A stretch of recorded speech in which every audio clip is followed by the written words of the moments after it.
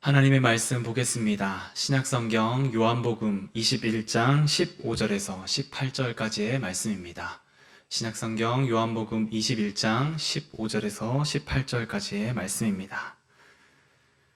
그들이 조밥 먹은 후에 예수께서 시몬 베드로에게 이르시되 요한의 아들 시몬아 내가 이 사람들보다 나를 더 사랑하느냐 하시니 이르되 주님 그러하나이다. 내가 주님을 사랑하는 줄 주님께서 아시나이다. 이르시되 내 어린 양을 먹이라 하시고 또 두 번째 이르시되 요한의 아들 시몬아 내가 나를 사랑하느냐 하시니 이르되 주님 그러하나이다. 내가 주님을 사랑하는 줄 주님께서 아시나이다. 이르시되 내 양을 치라 하시고 세 번째 이르시되 요한의 아들 시몬아 내가 나를 사랑하느냐 하시니 주께서 세 번째 내가 나를 사랑하느냐 하심으로 베드로가 근심하여 이르되 주님 모든 것을 아시오매 내가 주님을 사랑하는 줄을 주님께서 아시나이다. 예수께서 이르시되 내 양을 먹이라. 내가 진실로 진실로 내게 이르노니 내가 젊어서는 스스로 띠띠고 원하는 곳으로 다녔거니와 늙어서는 내 팔을 벌리리니 남이 내게 띠띠우고 원하지 아니하는 곳으로 데려가리라. 아멘.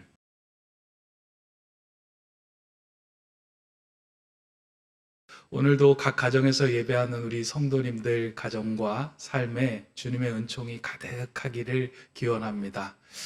오늘도 우리에게 주신 말씀을 통하여 하나님의 은혜를 함께 누리고 또 그 은혜를 마음에 새기는 귀한 시간이 되기를 주님의 이름으로 간절히 바랍니다.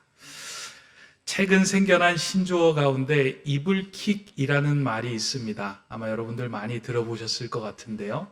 자다가 이불을 걷어찰 정도로 마음에 답답함이 생겨서 그 이불을 걷어차며 일어난다라는 뜻에서 이불을 걷어찬다라는 의미로 이불킥이라는 단어를 쓰고 있습니다.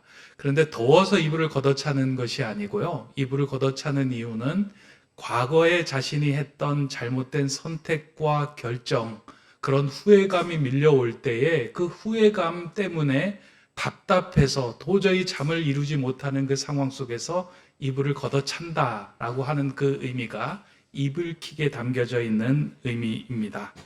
성경에서 이러한 후회의 순간을 가장 극적으로 경험한 사람을 한 명 꼽으라고 한다면 성경 속에서 베드로라는 인물을 꼽을 수 있을 것입니다. 예수님과 함께 3년간 동고동락했던 그 베드로가 예수님께서 로마의 군인들에게 잡혀가 온갖 모욕을 당하고 온갖 시련과 박해를 당하는 그 현장을 목도하고서는 베드로는 예수님을 모른다라고 3번이나 부인을 합니다. 그것도 로마 군인들의 강압에 의한 그리고 폭력과 두려움에 의한 부인이 아니라 작은 여종이 저 사람도 예수와 함께 있었던 자다라고 외치는 그 소리에 나는 예수를 모르고 나는 예수를 모르고 나는 예수를 모르고라고 3번이나 부인을 했습니다.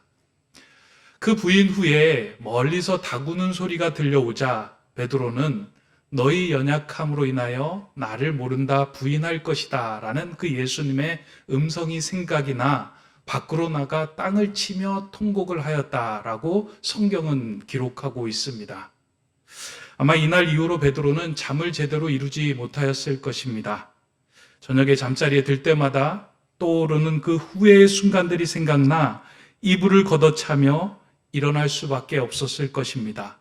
타임머신이라도 있었으면 그 시간으로 돌아가서 후회되는 상황들을 수정하고 돌아오고 싶었을 터인데 그럴 수 없기에 베드로는 매일매일 쓰라린 마음을 움켜잡고 하루하루를 힘겹게 살아가야만 했을 것입니다.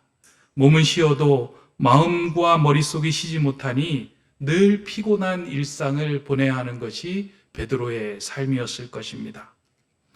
이러한 베드로가 가졌던 후회의 순간은 정도의 차이가 있겠지만 오늘을 살아가는 우리들, 예수를 믿는 사람들에게도 그리고 예수를 믿지 않는 사람들에게도 비일비재하게 일어나는 상황들입니다. 자다가 이불을 걷어차고 내가 왜 과거에 이렇게 했을까? 내가 그때 이렇게만 하지 않았으면 좋았을 터인데 하며 그 답답함에 자리에서 잠을 못 이루고 일어나는 경우들이 많이 있었을 것입니다. 내셔널 지오그래픽 연구에 의하면 사람은 하루에 150가지 이상의 선택을 한다고 합니다. 하루에 150가지이다 보니까 한 달이면 4,500가지, 그리고 1년이면 5만 4천 가지 정도의 선택과 결정을 해야 하는 상황 속에서 우리들은 살아간다고 합니다. 이 5만 가지 이상이 되는 선택과 결정을 해야 하는 상황 속에서 우리는 의도하던 의도하지 않았던 실수를 하게 되고 잘못된 결정을 하게 됩니다. 그러한 선택과 실수로 인하여 우리에게는 후회가 밀려오는 상황을 경험할 때가 많이 있습니다. 이러한 후회가 밀려올 때 사람들이 취할 수 있는 방법은 두 가지입니다. 하나는 과거의 발목이 잡혀서 늘 후회하는 인생을 살아가는 것입니다. 과거에 그러지 말아야 됐는데 라고 후회하며 후회를 묵상하며 후회를 곱씹는 삶을 살아가는 것입니다. 또 한 가지는 그 후회가 밀려올 때 그 후회의 파도를 딛고 다시 일어서서 새로운 만회의 삶을 살아가는 것입니다. 이 둘 중에서 하나를 선택하라고 한다면 많은 사람들은 후회에 내 인생을 맡기며 끌려다니는 삶을 살고 싶다라고 말하는 사람은 없을 것입니다. 그럼에도 불구하고 우리는 그 후회에 발목이 잡혀서 인생을 살아가고 있습니다. 아마 어젯밤에도, 아마 일주일 전에도, 최근에도 우리는 그 후회의 발목이 잡혀서 이불을 걷어차며 잠을 이루지 못하는 상황을 살아가고 있는 것이 우리의 모습입니다. 그렇다면 어떻게 그 후회에 발목 잡히지 않고 앞으로 만회하는 삶을 살며 나아갈 수 있을까? 성경은 베드로의 삶을 통하여 그 후회의 순간을 새로운 기회로 만들어가는 비결을 우리에게 알려주고 있습니다. 앞서서 말씀드린 대로 성경의 인물 가운데 정도의 차이는 있겠지만 극심한 후회와 자책감에 사로잡혔던 인물이 베드로라고 우리는 말할 수 있습니다. 그런데 베드로의 전반의 인생과 달리 후반의 인생을 우리가 성경을 통해서 살펴보면 전반에 그 후회와 자책감에 시달렸던 인물인가 할 정도로 후반의 그 베드로의 삶은 활력이 넘치고 자신이 가졌던 사명을 향하여 열심히 달려나가는 모습을 발견하게 됩니다. 어떻게 베드로의 삶이 이렇게 변할 수 있었을까? 그 이유는 한 가지입니다. 그 후회의 순간에 자신을 찾아왔던 예수님을 만났고 그 예수님 안에서 그 후회를 듣고 일어설 수 있는 방법을, 비결을 발견하였기 때문입니다. 예수님에 대해서 그리고 예수님을 만나는 상황 속에서 베드로가 경험했던 사건을 성경 속에서 좀 우리가 들여다보아야 할 필요가 있는데요. 예수님이 돌아가시고 난 후에 베드로의 그 모습을 보면 베드로는 예수님과의 만남이 애초에 없었던 사람처럼 자신의 일상으로 돌아갑니다. 성경을 보면 예수님이 돌아가시고 난 후에 베드로는 그물을 가지고 다시 갈릴리 바다에서 고기 잡는 업으로 돌아갑니다. 자신의 인생에서 예수님과 만났던 3년의 시간이 그에게 아무런 영향력을 미치지 않았던 것처럼 그냥 그 일상을 살아갑니다. 그러나 문득문득 베드로의 마음에서는 예수님과 함께 했던 추억이 떠올랐을 것이고 또한 자신이 극적인 상황에서 예수님을 모른다고 부인하였던 그 생각에 얼굴이 화끈화끈거렸을 것입니다. 그러다 보니 바다에서 그물을 던지는 것에도 집중하지 못하며 때로는 넋이 빠진 사람처럼 오랜 시간을 보내야만 했을 것입니다. 그러한 상황에 있었던 베드로를 예수님께서 찾아가서 그를 만나 주십니다. 오늘 우리가 읽었던 성경의 앞부분을 보면 이제 예수님께서 베드로를 찾아가 주시는 장면인데요. 그 베드로를 찾아가 예수님께서 베드로가 타 있는 배를 향하여 소리를 지릅니다. 얘들아, 고기가 좀 잡혔느냐? 이전에 베드로를 처음 만났을 때와 같은 모습으로 예수님은 베드로를 찾아갔지만 베드로는 눈치를 채지 못합니다. 곧 이어서 또 소리가 들려옵니다. 배 오른편에 그물을 던져라. 그 이야기를 듣고서도 베드로는 예수님의 소리인지 인식도 하지 못한 채 아무런 기대도 없이 그냥 멀리서 들려오는 소리에 맞추어서 아무런 의식 없이 배 오른편으로 그물을 던집니다. 그러자 그물에 수많은 고기가 걸려 나왔습니다. 그럼에도 불구하고 베드로는 그것이 예수님의 소리인지 예수님의 말씀인지 눈치를 채지 못하였습니다. 조금 시간이 지난 후 함께 있었던 제자 요한이 눈치를 채고서 지금 말씀하시는 분이 예수님이다 라고 이야기를 합니다. 그러자 그 예수님이라는 말에 베드로가 정신이 번쩍 들어 바다로 뛰어들었고 예수님을 향하여 달려나갔습니다.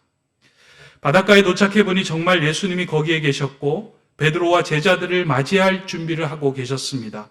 숯불을 피워 떡을 구워놓고 제자들이 가져온 고기를 구워서 함께 아침 식사를 하려고 준비하고 계신 모습을 베드로는 보았습니다. 반가운 마음에 베드로가 주님께로 달려갔지만 베드로는 주님께 아무런 말도 꺼내지 못했습니다. 예수님을 모른다고 했던 자신의 모습이 너무나도 부끄러웠고 예수님을 제대로 쳐다볼 용기도 없었습니다. 3년 동안 그렇게 좋게 동고동락하며 지냈던 그 모든 것을 일시간에 거품처럼 무너뜨려버린 그 이야기를 한 자신이 너무나도 용납이 되지 않아 예수님 앞에서 얼굴을 들지도 못했던 것입니다. 그러한 상황에서 예수님은 베드로를 향하여 이렇게 말을 건넵니다. 오늘 본문에 있는 이야기인데요. 요한의 아들 시몬아, 내가 이 사람들보다 나를 더 사랑하느냐? 갑작스럽게 예수님께서는 베드로를 향하여 요한의 아들 시몬아, 내가 너를 더 사랑하느냐 하고 질문을 합니다. 베드로가 전혀 예상하지 못했던 질문입니다. 왜냐하면 이러한 상황에서 일반적인 사람이라면 이렇게 이야기했을 겁니다. 자신을 배신한 사람의 멱살을 잡고 왜 너가 나를 배신을 했느냐라고 따지고 물어야만 했을 상황입니다. 또한 조금 더 성숙한 사람이라면 베드로야, 네가 나를 배신해야만 했던 그 원인이 무엇인지 좀 들어보자 하고 원인 규명을 물어봤을 겁니다. 그리고 난 후에 따끔하게 다시는 그러지 말아라 라고 충고를 해야만 했던 그 상황 속에서 예수님은 베드로가 생각했던 모든 수순을 벗어나서 전혀 엉뚱한 질문으로 베드로의 마음을 만졌습니다. 요한의 아들 시몬아, 내가 이 사람들보다 나를 더 사랑하느냐? 갑자기 사랑에 대한 질문을 3번이나 연거푸하신 것입니다. 왜 예수님은 갑작스럽게 베드로에게 사랑하느냐 그 질문을 던졌을까? 그리고 그것도 한 번 한 것이 아니라 3번을 연거푸하셨을까? 항상 성경을 읽다 보면 질문이 생겨나는 그 시점이 예수님께서 하시고자 하는, 말씀하시고자 하는 그 의도와 교훈이 머물러 있는 자리라는 것을 우리는 이해하고 그 자리에서 그 말씀을 좀 드러내야 합니다. 들어야 합니다. 왜 3번이나 예수님은 베드로를 향하여 그렇게 사랑하느냐고 질문하였을까? 예수님은 이 질문을 통하여 우리가 후회가 밀려오는 상황 속에서 꼭 기억해야 하는 한 가지를 알려주시고자 이와 같은 말씀을 하신 것입니다. 예수님은 베드로가 실수로 인하여 평생 자책감과 후회에 사로잡혀 살기를 원하지 않으셨기 때문입니다. 예수님은 베드로의 마음에 깊게 패인 상처를 회복시켜주고자 3번의 질문을 하시며 베드로에게 3번의 새로운 기회를 허락하신 겁니다. 3번의 실수를 했던, 3번의 부인을 했던 그 베드로에게 3번의 사랑 고백을 통하여 마음속에 깊이 패인 상처를 치유하고 회복할 수 있는 기회를 베드로에게 베풀어 주신 것입니다. 사람의 마음을 회복시키고 치유하는 것은 훈계와 원인 규명으로 이루어지는 것이 아니라 전적인 신뢰와 사랑으로 인하여 이루어집니다. 예수님은 베드로가 예수님을 모른다고 3번 그 부인한 상처가 씻겨나갈 수 있도록 3번의 사랑을 고백할 수 있도록 그에게 기회를 부여하며 이와 같은 시간을 가졌던 것입니다. 진정한 사랑은 상대방에게 기회를 부여하는 것입니다. 하나님께서 우리를 진정으로 사랑하여 우리를 구원해 주셨다는 것은 우리에게 새로운 삶을 살 기회를 허락해 주셨다는 겁니다.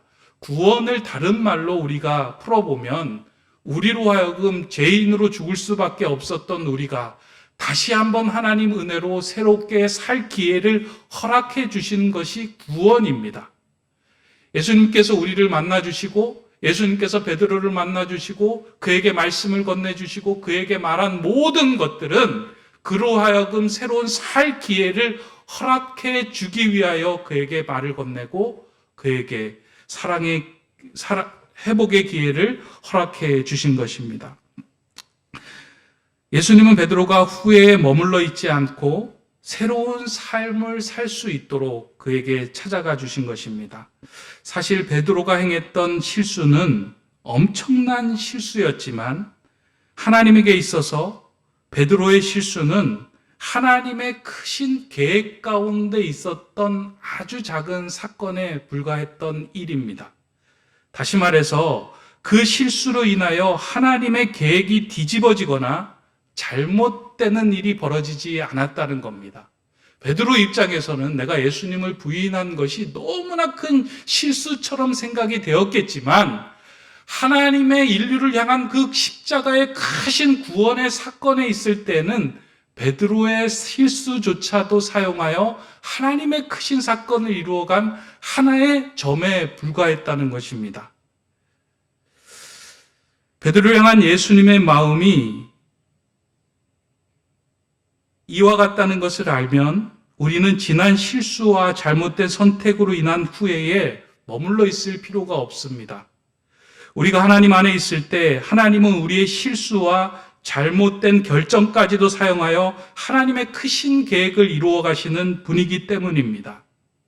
다시 말해서 우리로 하여금 우리가 생각할 때는 실수로 인하여 후회가 돼 이불을 걷어차고 싶은 심정일지만 하나님의 크신 역사 속에서 볼 때는 그것을 통해서 하나님의 큰 일을 이루어 가시는 한 사건으로 하나님은 삼을 수 있는 전능하신 분이다라는 것을 예수님은 베드로를 통하여 말씀하고 있었던 것입니다.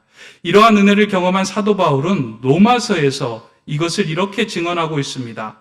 우리가 알거니와 하나님을 사랑하는 자, 곧 그의 뜻대로 부르심을 입은 자들에게는 모든 것이 협력하여 선을 이루느니라. 베드로에게 있어서 예수님을 모른다고 부인하였던 이 실수와 선택은 베드로의 삶에서는 지워버리고 싶은 오물이었을지 모르지만 하나님은 이 오물을 걸음으로 삼아서 하나님의 역사와 하나님의 일을 풀어가셨다는 거예요. 우리의 순간에서는 씻어버리고 지워버리고 없애버릴 것 같은 그 오물과 같은 순간과 선택일지라도 하나님 안에 있을 때 하나님의 크신 계획 가운데 우리가 머물러 있을 때 그 일들은 씻을 수 없는 상처가 아니라 우리가 하나님의 자녀로 일어설 수 있는 걸음으로 하나님께서는 사용해 주신다는 겁니다. 베드로는 이 사건을 계기로 하나님 앞에서 자신을 매일매일 절제하며 만회하는 삶을 살아갔습니다. 그로 인하여 베드로는 위대한 사도가 될 수 있었습니다.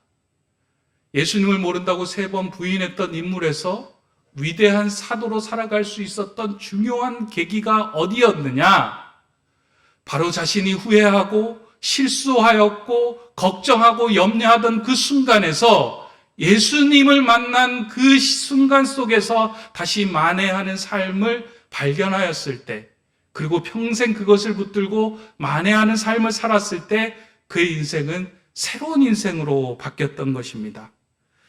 창세기 요셉의 이야기에서도 같은 맥락의 이야기가 등장을 합니다. 요셉의 형들이 요셉을 시기하여 요셉을 애굽의 종들로 팔아버립니다.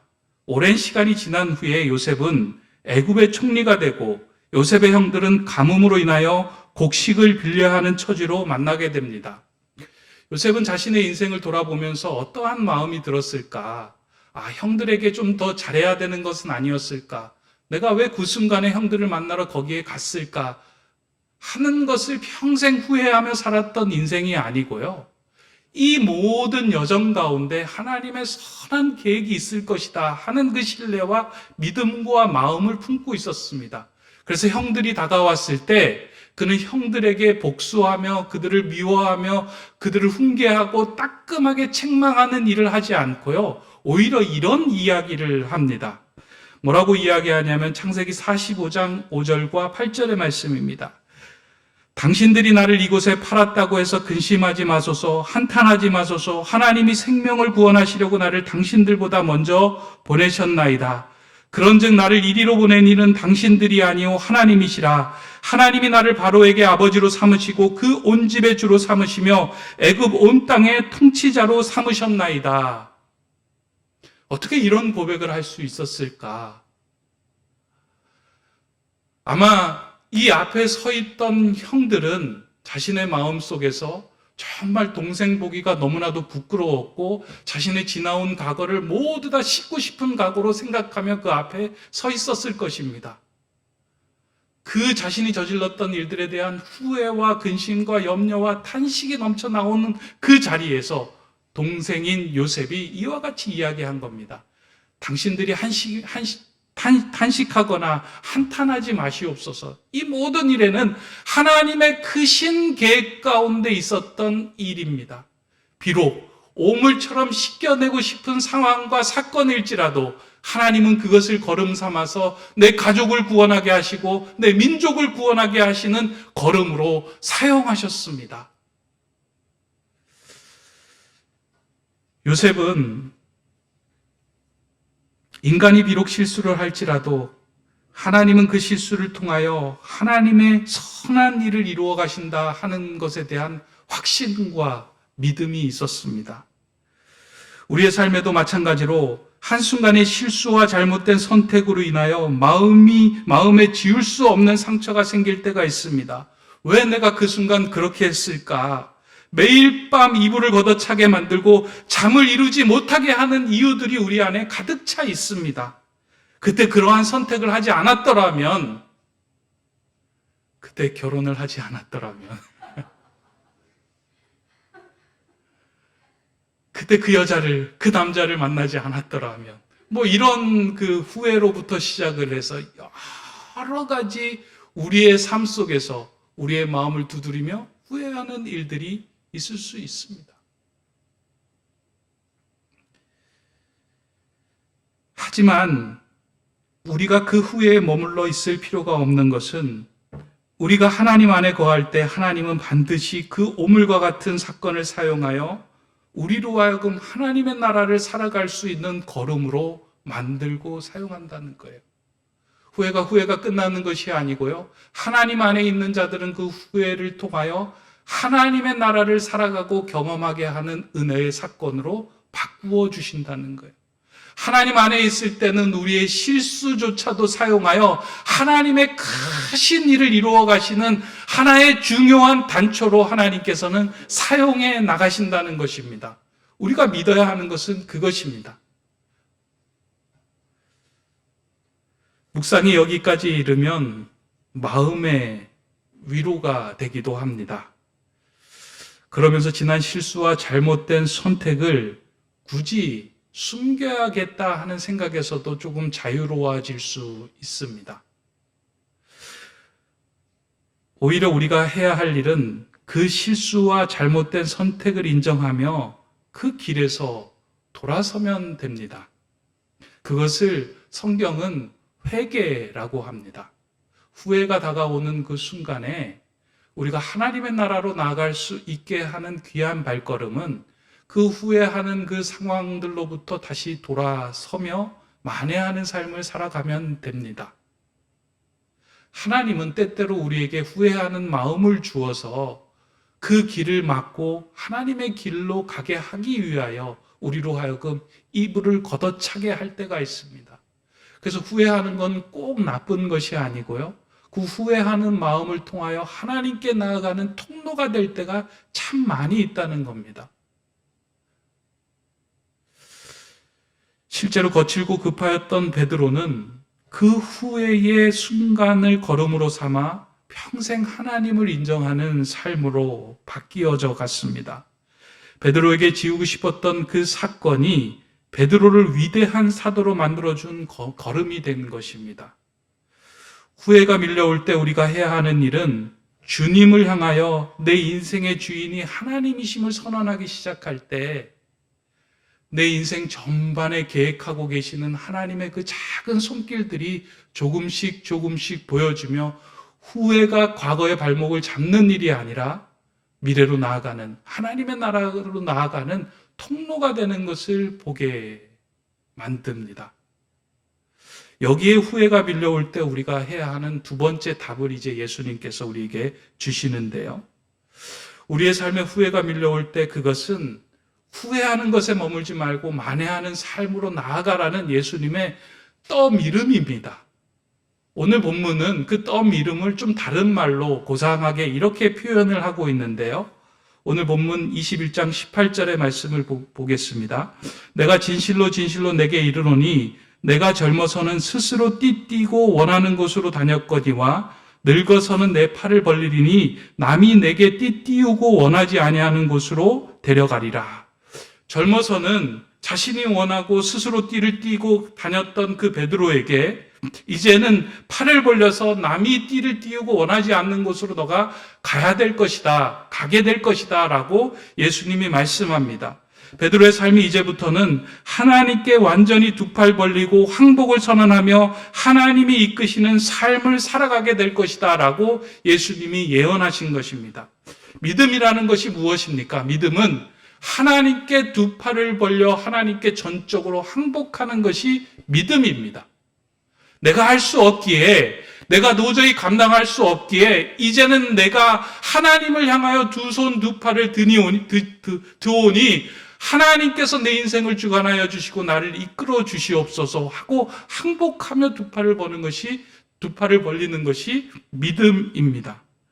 우리의 삶에 후회가 생기는 결정적인 이유는 하나님께 내 인생을 전적으로 맡기지 못할 때 후회가 더 깊어지기 시작합니다. 그러나 하나님께 내 인생을 전적으로 맡기다 보면 지나온 과거가 새롭게 해석이 되고 그 의미가 오물이 아니라 걸음이 되는 것들을 발견하게 되기 때문입니다.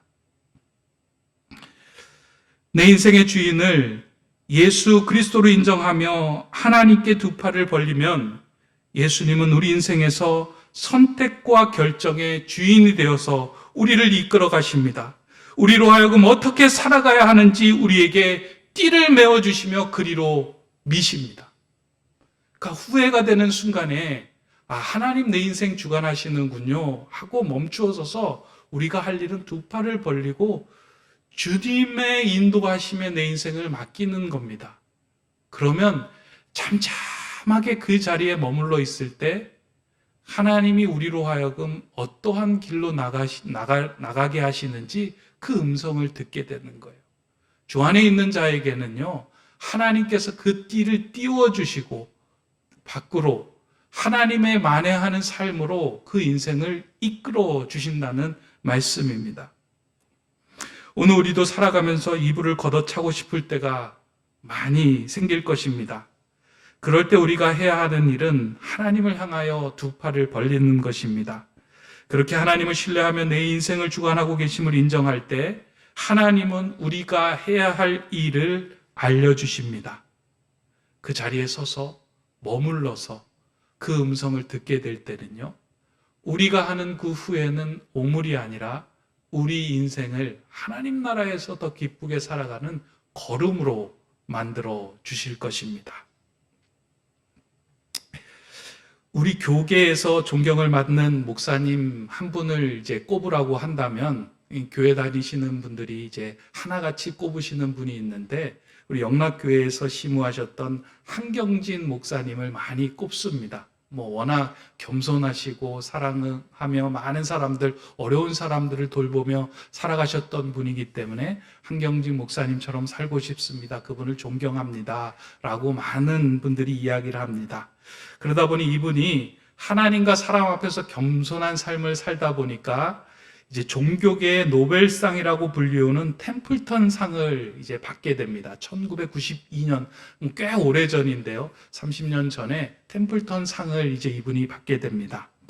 이 상을 받고 난 후에 돌아와 감사 예배를 드리는 순간에 한경진 목사님이 여러 성도들과 목회자들이 모인 자리에서 갑작스럽게 이러한 고백을 합니다. 여러분, 저는 이 상을 받을 자격이 없습니다. 저는 신사참배를 한 사람입니다. 지금까지 그 죄를 제대로 참회하지 못하고 살았습니다. 저는 이 상을 받을 자격이 없습니다. 그것이 제 평생의 짐이었는데 저는 여러분 앞에서 다시금 그 죄를 참회합니다. 라고 말합니다. 사실 한경진 목사님은 우리 일제 치하에 있을 때 그 일본군들의 서슬퍼런 강요에 참지 못하며 많은 사람들이 쫓아갔던 그 신사참배의 그 결의를 하고 그리로 넘어갔던 일이 있습니다. 그것이 그 평생의 일생의 짐이 되었습니다. 신사참배 한 번 한 것이 그의 인생의 짐이 되었고요. 지울 수 없는 상처가 되었습니다. 그러한 목사님이 템플턴 상이라는 상을 받게 되자 그것이 영광의 상이 아닌 주님이 메어주신 띠로 그것을 인식하게 된 겁니다. 나는 이 상을 받을 자격이 있는 것이 아니라 많은 사람들 앞에서 내가 죄인임을 다시 한번 고백하라고 주님께서 나에게 묶어주신 띠이구나. 그래서 그 자리에서 그 자신의 죄를 고백하였습니다. 그리고 난 이후에 한경진 목사님은 하나님과 사람 앞에서 더욱더 겸손하고 더욱더 살아가는 삶으로 마지막까지 최선을 다하며 살았습니다. 한경진 목사님께 있어서 그 실수는 지우고 싶은 아마 오물이었을 겁니다. 이것만 없었으면 내가 얼마나 목회하는데 참 힘을 얻을 수 있었을까 라는 생각을 하였을 겁니다. 그런데 그것이 있어서 그의 인생은 평생 하나님과 사람 앞에서 더 진실하게 겸손하게 사랑하며 살아갈 수 있었던 걸음이 된 것입니다. 저는 오늘 여러분들 예배하는 여러분들에게 온라인으로 예배하는 여러분들의 마음에 정말 씻어내고 싶은 그 상처와 오물들이 그리고 잘못된 실수와 선택들이 분명히 있을 거라고 생각합니다. 어젯밤에도 잠들지 못하고 이불을 걷어차며 일어났던 일들이 많이 있을 거라고 생각합니다. 이것만 없었으면 내 인생에 이러한 일만 생기지 않았더라면 내가 그러한 선택과 결정만 하지 않았더라면 내 인생이 이러지 않았을 텐데. 그러나 하나님 안에 있는 자들은 하나님께서는 그와 같은 오물을 걸음으로 만들어 우리로 하여금 하나님의 나라로 살아갈 수 있게 하시는 전능하신 하나님이십니다. 하나님은 그냥 우리가 옆집에서 만나는 그냥 마음씨 좋으신 아저씨가 아니고 할아버지가 아니고 이 땅을 주관하시고 우리 인생을 주관하시고 우리의 생명을 다시 살게 하시는 전능하신 창조주 하나님이십니다.